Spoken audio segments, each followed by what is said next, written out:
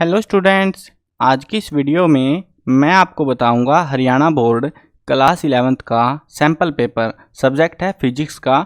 तो इस सब्जेक्ट के हम सैम्पल पेपर देखेंगे 2023-24 के सेशन के लिए। आपका जो पेपर है वो कैसा रहने वाला है, कैसे आपको क्वेश्चंस मिलेंगे, कैसे अटैम्प्ट करना है, सारी चीज़ें इस वीडियो में आपको समझ आ जाएंगी। शुरू करते हैं वीडियो को। मैं हूं अजय और आप देख रहे हैं CCL क्लास। लेकिन वीडियो शुरू करने से पहले आपको बता दूं, अगर आपको क्लास 11th के किसी भी सब्जेक्ट के इंपॉर्टेंट क्वेश्चन या सैम्पल पेपर सॉल्यूशन की वीडियो देखनी है या ओल्ड पेपर सॉल्यूशंस की, डिस्क्रिप्शन में प्लेलिस्ट का लिंक मिल जाएगा, वहां से आप देख सकते हो।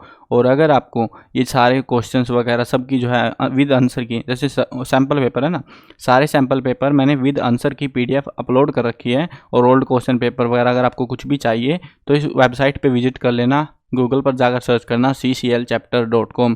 इस वेबसाइट पर आपको सारे सॉल्यूशन हरियाणा बोर्ड के रिगार्डिंग सारी चीज़ें मिल जाएंगी जो आपके एग्जाम में आपको हेल्प करेंगी। अब शुरू करते हैं वीडियो को। देखो, आपका जो पेपर है, वैसे तो इन्होंने सैम्पल पेपर जो है ना, ज़्यादातर जो सैम्पल पेपर हैं वो दोनों मीडियम में बनाए थे, हिंदी इंग्लिश मिक्स करके। लेकिन ये वाला जो पेपर है फिजिक्स का, इस वाले में पता नहीं क्या हुआ, इन्होंने जो है सिर्फ इंग्लिश मीडियम में बना के दिया है, हिंदी मीडियम में हमको जो है पेपर को प्रोवाइड नहीं कराया गया। अब जो आपका पेपर होगा वो 70 मार्क्स का होगा और टाइम मिलेगा आपको 3 आवर्स का, 3 घंटे का टाइम मिलेगा, जिसमें आपको 35 क्वेश्चन मिलेंगे टोटल में। और इसमें आपको जो है 5 सेक्शन दिए जाएंगे, जिसमें section A, B, C, D और E रहेगा। अभी ये जो पहला सेक्शन है इसमें रहेंगे MCQs, जो कि 18 MCQ होंगे यहाँ पे आपके।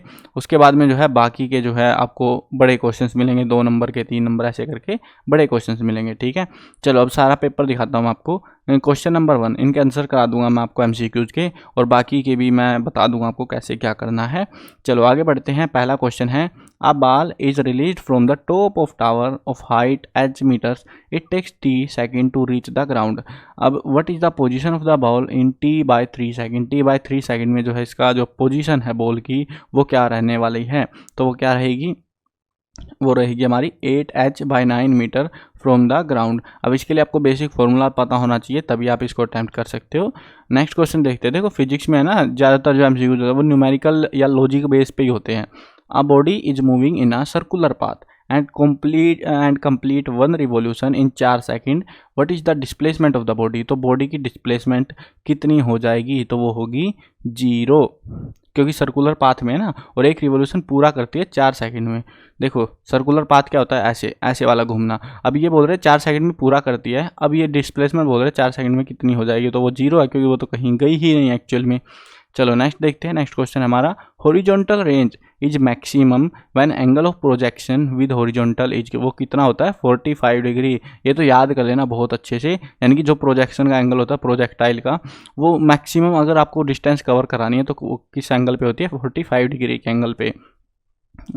नेक्स्ट क्वेश्चन देखते हैं, calculate the net force required to give an automobile of mass 1600 kg and acceleration of 4.5 metre पर सेकेंड स्क्वायर। तो आपको जो है उसको नेट फोर्स बताना है कि कितना फोर्स उसको चाहिए। इसके लिए आपको फॉर्मूलेज में वैल्यू पुट करके और निकल जाएगी। देखो, मास दे रखा है, एक्सेलरेशन दे रखा है ना, तो आपको जो है फोर्स का फॉर्मूला होता है ना M में, force equal to mass into acceleration. आसान सा तो है, गुना कर लो बस 1600 की और 4.5 की, बस जो गुना करके आएगा तो वो आपका आंसर रहेगा 7200 न्यूटन। ठीक है, आसान होता है, इतना मुश्किल नहीं है अगर आपने सही से इनको समझ रखा है तो। फ्रिक्शन इज एन, फ्रिक्शन कैसा फोर्स है? ओपोजिंग फोर्स है, विरोध करने वाला फोर्स है friction. Which is not the unit of work, work की यूनिट इनमें से कौन सी नहीं है? देखो, यूनिट अलग अलग टाइप की होती है, SI यूनिट, CGS अलग अलग टाइप की है ना, आपने पढ़ी होंगी। तो इनमें से पूछ रहे हैं कौन सी यूनिट वर्क की नहीं है, तो वो कौन सी है यहाँ पे? पास्कल। चलो आप कमेंट में बताओ पास्कल किसकी यूनिट है। ठीक है, मेरे को पता लगे आपको पता भी है, कुछ नहीं पता है। पास्कल बताओ किसकी यूनिट है, यहाँ पे वर्क की तो है नहीं, तो किसकी यूनिट है? चलो नेक्स्ट क्वेश्चन देखते हैं। Value of the coefficient of restitution for perfectly inelastic body is, तो वो क्या होती है? वो होती है 0। नेक्स्ट क्वेश्चन देखते हैं। नेक्स्ट क्वेश्चन है, F is the gravitational force between 2 blocks. What is the new force if the mass of both the block as well as the distance between them is doubled? आपको formula पता है gravitational force का F = G m1m2 वाला, वो divide m1m2/r²। अब उसमें जो है ये लोग हमको बोल रहे हैं कि mass of the both the block as well as distance भी डबल हो गई, मास भी डबल हो गया, तो उसके ऊपर वो जो है अब क्या फ़र्क पड़ेगा, तो उसका फोर्स क्या हो जाएगा, तो वो F ही रहेगा, कुछ नहीं होगा उसको। ठीक है, नेक्स्ट क्वेश्चन देखते हैं। Identify the position of the sun in the following diagram if the linear speed of the planet is greater at C then at D। तो हमको बताना है पोजीशन ऑफ सन इस डायग्राम के हिसाब से, तो C और D में। ठीक है, तो वो क्या रहेगी हमारा ऑप्शन रहेगा ऑप्शन B, यानी B पॉइंट पे। ठीक है, नेक्स्ट क्वेश्चन देखते हैं। क्वेश्चन है value of the acceleration due to gravity at centre of earth is. ये सबसे आसान क्वेश्चन है ना, ये पूछ रहे हैं कि एक्सेलरेशन की वैल्यू क्या होगी due to gravity centre of earth के ऊपर, तो वो क्या हो जाएगी सेंटर ऑफ अर्थ पे, क्योंकि देखो ग्रेविटी क्या है, एक अट्रैक्शन फोर्स है, और उसके सेंटर ऑफ अर्थ पे जब हम चले जाएंगे तो वहाँ पर कोई फोर्स नहीं लगेगा, क्योंकि ग्रेविटी का क्या काम था, उसके अपने पास बुलाना। भाई उसके पास आ गया है वो, अब क्या जरूरत उसको फोर्स लगाने की।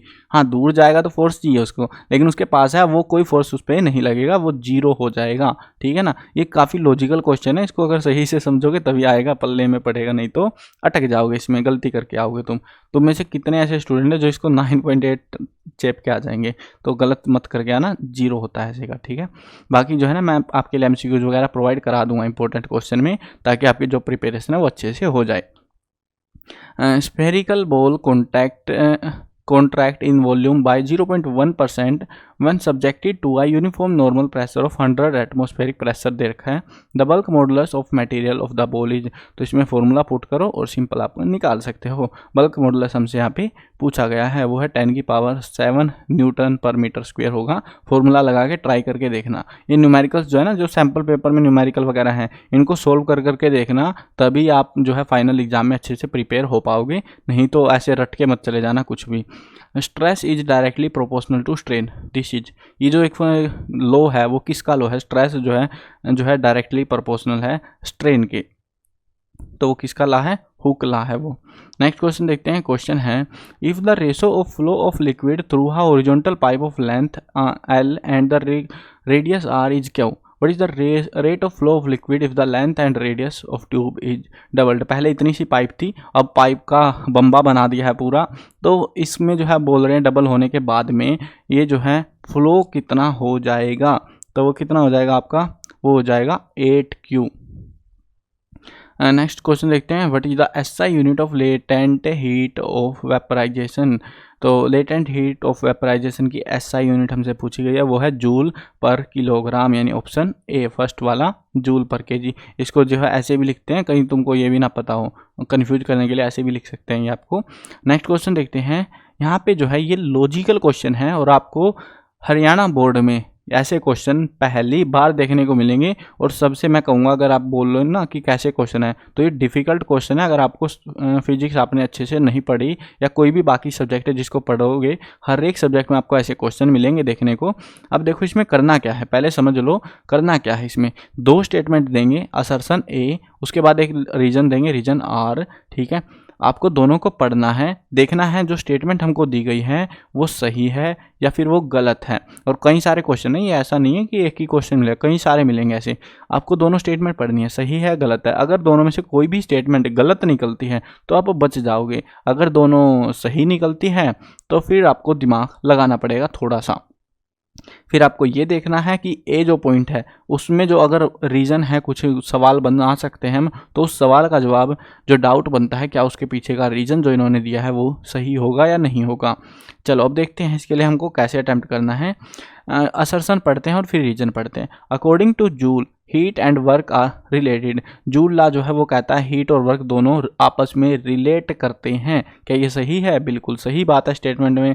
उसके बाद हमको रीजन दिया है, for every 1 calorie of heat we can get 4.186 joule of mechanical work. बोल रहा है कि 1 कैलोरी हीट के बदले में हमको इतना जो है मैकेनिकल वर्क मिलने वाला है, और इसीलिए कह रहे हैं कि रिलेट करता है। पहले ये स्टेटमेंट देखो, ये जो बोला इन्होंने, क्या ये सही है? ये भी सही है। अब उसके बाद देखो, अब मेरे को पता है आप अटक गए होगे, भाई पता नहीं क्या चल रहा है क्वेश्चन में।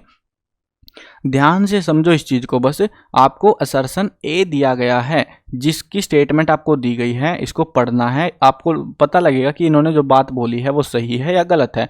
अब ये इन्होंने जो बोला वो सही है, ये दूसरी जो रीज़न दिया है इसकी भी बात पढ़ो, इसकी हिसाब से कह रहे हैं 1 कैलोरी हीट जो हमको इतना जूल ऑफ वर्क करके देती है। क्या ये बात सही है? ये भी बात सही है। जब दोनों बातें सही हो तब आपके 2 ऑप्शन सी और डी तो वैसे ही कट जाएंगे, बचेंगे 2 ऑप्शन। उसके बाद में आपको सिर्फ दिमाग लगाना है, दिमाग का खेल है। अब दिमाग में क्या लगाना है, अगर हम पूछें कि जो है हीट एंड जूल रिलेटेड, अगर हम पूछ रहे हैं अब कि ये आपस में रिलेटेड क्यों है, तो ये बोल रहे हैं हमको कि ये इसीलिए रिलेटेड है क्योंकि 1 कैलोरी हीट से हम इतनी जूल की मैकेनिकल वर्क बना सकते हैं।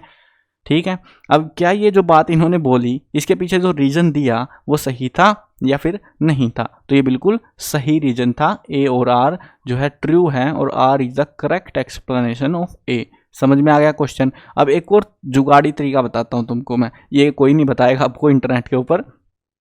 करना क्या है, आपको पहले दोनों स्टेटमेंट देखने हैं। देखो इसमें जो है थोड़ी एरर होने के चांसेस है, एरर होने का चांसेस इतना नहीं है, 99% चांस होंगे कि आपका जो आंसर होगा वो सही होगा। बस आपको दोनों स्टेटमेंट पहचाननी आनी चाहिए वो सही है या गलत है, बस उतना सा कर लो। वो उसमें गड़बड़ कर दी तो फिर तो क्या ही बोलूँ मैं आपको, है ना। देखो क्या करना है, ये वाला जो पोर्शन है, ये पहली पॉइंट है उसको पढ़ो, दूसरा पढ़ो। अगर दोनों सही हैं उस केस में आप कंफ्यूज अगर हो रहे हो, देखो अगर कंफ्यूज नहीं हो रहे हो तो कोई दिक्कत की बात नहीं है, लेकिन अगर कंफ्यूज हो गए, वहाँ पे अटक गए कि पता नहीं सर क्या करें अब हम अटक गए, तो आपको क्या देखना है, दोनों सेंटेंसेज में कुछ कॉमन वर्ड मिलेंगे जो कि मेन वर्ड होंगे उस पहले वाले सेंटेंस के, जो मेन वर्ड होंगे वो दूसरे वाले सेंटेंस में भी देखने को मिलेंगे। अगर मिल रहे हैं तो इसका मतलब वो मैच खेल रहे हैं और वो जो है करेक्ट एक्सप्लेनेशन ही होगा। अगर मिलता नहीं है और दोनों सेंटेंसेस सही हैं तो फिर वो नॉट करेक्ट एक्सप्लेनेशन होगा। ये जो है मैंने बहुत सारे एग्जाम करके ट्राई कर लिया, सैम्पल पेपर अलग अलग क्लासेज के, और मेरे को ये कॉमन चीज़ मिल रही है हर एक पेपर में, तो इसीलिए मैं आपको ये बता दे रहा हूँ। अब देखो यहाँ पे अगर ध्यान दोगे, जूल, हीट और वर्क, तीनों की बात कर रहे हैं हम, जूल, हीट और वर्क की। यहाँ पे बात कर रहे हैं हीट और हीट की, है ना, हीट की बात कर रहे हैं और वर्क की भी बात कर रहे हैं। ये दोनों आपस में को रिलेट है, कुछ वर्ड कॉमन मिल रहे हैं हमको और इसीलिए करेक्ट एक्सप्लेनेशन है। देखो ये देसी लॉजिक है अपना, ये कोई साइंटिफिक लॉजिक नहीं है, देसी लॉजिक है ये, और इस तरीके से आप अटैम्प्ट कर सकते हो अगर आप डाउट में हो जाते हो। कुछ और क्वेश्चन आएंगे फिर आपको और अच्छे से समझ में आएगा। चलो नेक्स्ट क्वेश्चन देखते हैं, इसमें भी सेम लॉजिक है, हमको पहले असर्शन और रीजन पढ़ना है। चलो पढ़ते हैं इसको। Zeroth law of thermodynamic gives us the concept of energy. जो जीरोथ लॉ है वो हमको थर्मोडायनेमिक का, वो हमको कंसेप्ट ऑफ एनर्जी के बारे में बताता है। पहले बताओ भाई, तुमको जो पता है वो सही भी है, पता है? तो ये जो इन्होंने पहले जो इन्होंने बात बोली वही गलत है। ये जीरोथ लॉ इसके बारे में बताता ही नहीं है, मतलब ए जो है हमारा फॉल्स है। सीधी बात है, दिमाग फालतू लगाना ही नहीं, एज फॉल्स, निकलो बाहर क्वेश्चन से। ठीक है, आगे पढ़ना ही नहीं है, अगर कोई स्टेटमेंट गलत मिल जाती है तो सबसे आसान है ये। नेक्स्ट क्वेश्चन देखते हैं। क्वेश्चन है हमारे पास में, असर्शन दे रखा है यहाँ पे है, all small oscillations are simple harmonic in nature. क्या ये सही लग रहा है? बिल्कुल नहीं लग रहा। ठीक है, ये इसमें भी हमारा डी ऑप्शन हो जाएगा। तो कितना आसान है, कुछ क्वेश्चन आसान भी मिलेंगे आपको, कुछ क्वेश्चन में थोड़ा दिमाग लगाना पड़ेगा आपको। चलो नेक्स्ट देखते हैं, इसमें भी जो है हमको क्या करना है, ए दे रखा, आर दे रखा है। Any oscillatory motion in necessarily periodic. क्या ये बात सही है? Yes, it is true. Reason दे रखा है, a simple harmonic motion is necessarily oscillatory. ठीक है, तो ये जो है simple harmonic motion is necessarily oscillatory, तो क्या ये जो स्टेटमेंट हमको दी गई है ये सही है? तो यस, ये भी जो हमारी सही है।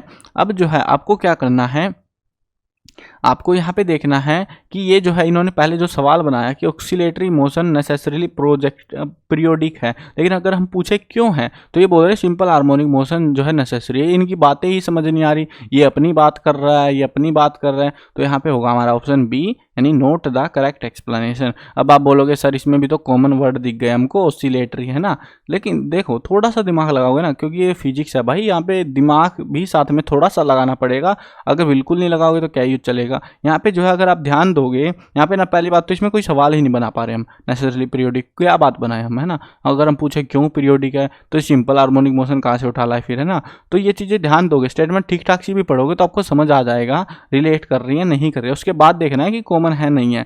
ये जो है फिजिक्स और केमिस्ट्री में ध्यान देना पड़ेगा, बाकी हिंदी इंग्लिश और नॉर्मल सब्जेक्ट है ना, उनमें दिमाग नहीं लगाना, उनमें तो कॉमन वर्ड मिलते ही चिपका दो, बस फालतू दिमाग लगाना ही नहीं है उसमें तो। उसके बाद देखते हैं सेक्शन बी। सेक्शन बी में आपको क्या करना है, सेक्शन बी के अंदर आपको जो है 2-2 नंबर के क्वेश्चंस मिलेंगे जिनको आपको सोल्व करना रहेगा। जैसे यहाँ पे फिजिकल क्वांटिटी पी दे रखी है, it's related to 4 observables A B C D as follows. हमको दे रखा है पी दे रखा है ए की क्यूब बी का स्क्वायर अपॉन में रूट सी डी, ठीक है। तो इसमें हमको बता रखा है the percentage error of measurement. ये जो क्वेश्चन है ये हर बार आता है एग्जाम में, इसको आप अच्छे से करके जाना। इसमें जो है एरर को बदल दिया जाता है बस, और कुछ नहीं करते ये। 1, 3 और 4, 2% respectively. What is the percentage error in quantity P. तो उसमें जो है हमको जो एरर है वो हमको क्या देखने को मिलेगी वो बताना है, ठीक है। देखो मैं आपको यहाँ पे सोल्व करके नहीं दिखा रहा, वैसे तो आपने बुक से पढ़ा होगा, तो बुक से पढ़ा है तो अच्छे से समझे भी होंगे सारी चीज़ें। फिलहाल जो है मैं आपको ये बता सकता हूँ कि आपको जो है ना आंसर की मैंने जो बना रखी है वहाँ पे आपको पूरा सॉल्यूशन निकाल के दिखा रखा बाकायदा, तो वहाँ से आप कर लेना, आपको समझ में भी आएगा सारी चीज़ें कैसे कैसे अटैम्प्ट करना है। एक और चीज़ यहाँ पे जो काम की है वो बता देता हूँ। अगर आपने सारा पूरा प्रोसेस सही कर दिया और लास्ट में आंसर गलत निकाल दिया बस, ठीक है, बाकी स्टेप और प्रोसेस जो करने थे वो सही कर दिए, तो उसका आपका ज़्यादा नंबर नहीं, हाफ नंबर कटेगा बस। अगर लास्ट में कुछ छोटी मोटी गड़बड़ कर दी है तो बाकी आपको जो है 1.5 नंबर जो आपको गारंटीड मिलने वाला है, अगर आपका स्टेप और प्रोसेसेस सही आपने यूज किए हुए हैं। चलो इसी तरीके से बाकियों में भी रहता है, कुछ depend on the question. Numerical के केस में ऐसा रहता है। अब ये जो क्वेश्चन है हमको ऐसे ही जो है सेक्शन सी मिलेगा बड़े क्वेश्चंस का। सेक्शन सी में देखो अगर आप ध्यान दोगे तो what is orbital velocity, escape velocity, expression निकालने वगैरह ये चीज़ें भी आती हैं, सिंपल भी आते हैं क्वेश्चन, सारे टाइप के आते हैं। सेक्शन ई आएगा और जिसके अंदर हमको जो है यहाँ पे बड़े क्वेश्चन मिलेंगे। ऑप्शन में हमको जो है यहाँ पे क्वेश्चन दिए जाएंगे जो कि थोड़ी सी आपको सुविधा देंगे, और इस क्वेश्चन को state and prove Bernoulli theorem, ठीक है, इसकी 2 लिमिटेशन भी बतानी है हमको। ये वाले को तो रट के बिल्कुल रट के चले जाना, क्योंकि ये आज तक का रिकॉर्ड है, एक भी पेपर में बचा नहीं है। देख लो 2016 से लेके 2023 तक के जितने पेपर हुए ना 11th क्लास के फिजिक्स के, ये वाला क्वेश्चन जरूर आया प्रूव बर्नौली थ्योरम का, ठीक है। इसको आपको अच्छे से याद करके जाना है, बिल्कुल अच्छे से, ठीक है। इस पूरी बुक का सबसे मोस्ट इंपॉर्टेंट क्वेश्चन है ये आपका।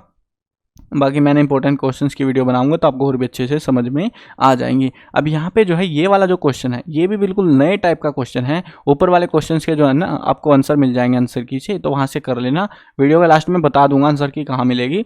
चलो अब देखते हैं यहाँ पे केस स्टडी टाइप के क्वेश्चन देखते हैं। इसमें हमको क्या करना है, इसमें हमको जो है ना यहाँ पे pressure of ideal gas according to the kinetic theory of gases pressure is given by P = 1/3 nmv² होना था। इन्होंने बस देसी स्टाइल में लिख रखा है शायद से कुछ, क्योंकि लिखा नहीं जाता ना यार इनसे, पेपर में ऐसे नहीं होता, इतना आसान नहीं होता पेपर बनाना या लिखना, तो इसलिए ये लोग देसी तरीका अपनाते हैं। अब where n is the number of molecule per unit volume, और उसके बाद में जो है देर का mass, m is mass, v2 is v² means squared speed जो है दे रखी है, बता रहे हैं। Though we choose the container to be the cube, the shape of the vessel really is immaterial. तो उसके बाद में जो है the average kinetic energy of the molecule is proportional. इस सारी बकवास को आपको पढ़ना है, ठीक है, अच्छे से पढ़ना है, समझना है। उसके बाद ये लोग क्या करेंगे, ये लोग आपको कुछ MCQ देंगे। अब बोलोगे सर MCQ क्या करें, अब इनको कैसे अटेम्प्ट करेंगे हम लोग। तो आपको क्या करना है, आपको ज़्यादा दिमाग नहीं लगाना इस चीज़ के लिए। आपको जो ये पहरा दे रखा है, ये ऊपर वाला जो पहरा है, इस पहरे में से क्वेश्चन अनसीन पैसेज के जैसे नहीं है, लेकिन लॉजिक आपको ये, जैसे ये मान लो कि आपको क्वेश्चन रैंडमली दे दिया, आपको पता ही नहीं था, आपको MCQ में डाल दिया, तब आप क्या करोगे, है ना। तो वैसा ही है, बस ये थोड़ी हेल्प कर देगा आपको ये ऊपर वाला पहरा। इससे डरना नहीं है। बहुत सारे स्टूडेंट डरे हुए हैं आपकी बार कि sir case study based question आएंगे, पता नहीं कैसे क्वेश्चन होंगे। ये क्वेश्चन में आपको हेल्प ही करेगा, घाटा नहीं है ये चीज़ में, फ़ायदा ही है। अब यहाँ पे दे रखा है Boltzmann constant has value. Boltzmann constant की वैल्यू कितनी है वो हमको बतानी है, तो वह है 1.38 × 10⁻⁻23, ये ऊपर आएगा जूल पर केल्विन, ठीक है। तो ये हमारी रहेगी। अब इन्होंने देखो अगर आप ध्यान दोगे ना, where B Boltzmann constant having value दे रखी है बकायदा, वही टेप दो बस। दिमाग कहाँ लगाना है भाई, कुछ दिमाग लगाना है, लेकिन कुछ क्वेश्चन ऐसे हो सकते हैं इनसे रिलेटेड होंगे, लेकिन वो हेल्प करेंगे कहीं ना कहीं आपको, अगर आपने ठीक ठाक पढ़ा है। According to kinetic theory give formula for pressure of ideal gas. आपको फॉर्मूला जो है यहाँ पे देना है, जो कि क्या रहेगा, P = 1/3 PV², ठीक है। तो ये जो आपका फॉर्मूला रहेगा। अब जो है नेक्स्ट है state law of equipartition of energy. तो इक्विपार्टीशन ऑफ एनर्जी के बारे में हमको बताना है, इस लॉ के बारे में। अब ये जो है ना टोटल पोर्शन आपका जो है 5 नंबर का रहेगा। 5 नंबर में आपका जो क्वेश्चन है वो अलग अलग होंगे। MCQ का 1 नंबर होगा, उसके बाद ये दूसरा क्वेश्चन है ये भी जो है आपका 1 नंबर का होगा, उसके बाद जो तीसरा क्वेश्चन है वो आपका 4 नंबर का सेक्शन है आपका, टोटल 4 का, और इसमें 2 नंबर का ये वाला, 1 नंबर का ये वाला, 1 नंबर का आपका MCQ, ठीक है। इस तरीके से आपका रहेगा। अब state law of equi partition of energy, इसमें आप लिखोगे the law of energy equi partition states that the total energy for every dynamic system in thermal equilibrium is evenly shared among the degree of freedom. तो अब उसको आप बोलोगे sir definition कहाँ से उठा के लाए, अब यहाँ पे इन्होंने तो दे नहीं रखे हमको। हाँ, इन्होंने नहीं दे रखे, इन्होंने हमको सिर्फ समझा रखा है, हमको हिंट दे रखे हैं। तो वो हिंट आपने जो चीज़ अगर अच्छे से पढ़ी होगी तभी आप इनको अटैम्प्ट कर पाओगे। या इसमें जो है ना आपको ऑप्शन दे रखा है स्टेट डिग्री ऑफ फ्रीडम के बारे में भी आप यहाँ पे बता सकते हो, ठीक है ना। चलो नेक्स्ट क्वेश्चन देखते हैं, और नेक्स्ट क्वेश्चन हमारा शायद यहाँ पे नहीं है, और ये नीचे क्या बचा हुआ है PDF में। हाँ, एक और क्वेश्चन है, पता नहीं कैसे बना रखा है अब की बार बोर्ड वालों ने PDF। केस स्टडी का एक और क्वेश्चन है, when we speak the sound moves out of फलाना रिमक का। इसमें भी सेम आपका रहेगा, इनके आंसर आपको करने हैं। तो यहाँ पे जो है पहला दे रखा है हमको एयर कैन सस्टेन, तो कैसी वेव होती है यहाँ पे, लॉन्गिट्यूडनल वेव, ठीक है। वैसे जो है आपको ये करने हैं the electromagnetic wave can pass through, किसके थ्रू पास हो सकती है, वो any medium even through vacuum, कहीं से भी उसको हम पास करा सकते हैं।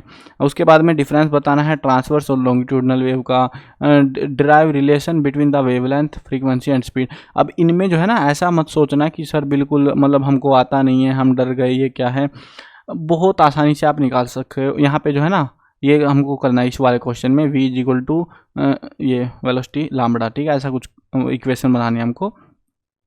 अब देखो यहाँ पे जो है ना ये क्वेश्चन आपने ऑलरेडी पढ़े होंगे, और एक और चीज़ है, ये जो है NCERT की जो बुक होंगी आपकी, वहाँ पर एक्सप्रेशन डिराइव करनी नहीं दिखाई जाती। उसके लिए आपने प्रदीप फंडामेंटल वगैरह कुछ पढ़ा होगा, तो वहीं से जो है एक्सप्रेशन डिराइव करने वगैरह सीख सकते हो आप। NCERT की बुक्स में इतनी डिटेल में नहीं सिखाते, और जिससे हमें डाउट कहीं ना कहीं बनते हैं वो आप बता देना, आप पता लगा लेना कि टीचर्स ने आपको किस हिसाब से पढ़ाया है, कैसे क्वेश्चन आपके पास आ रहे हैं।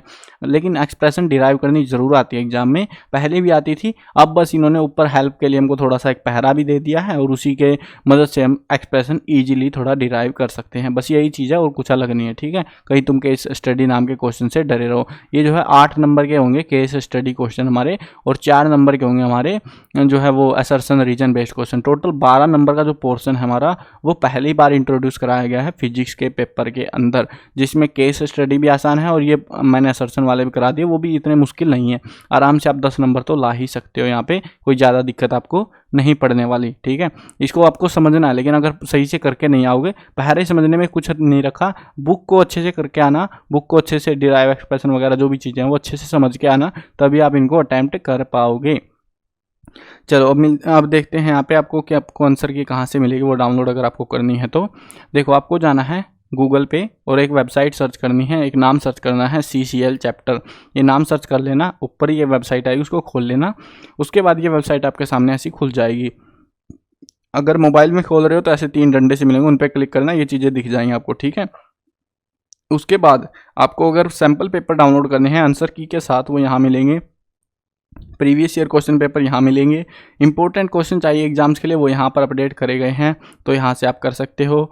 उसके अलावा बाकी जो बुक्स के सॉल्यूशन वगैरह वो यहाँ आपको जो है यहाँ पे मिल जाएंगे।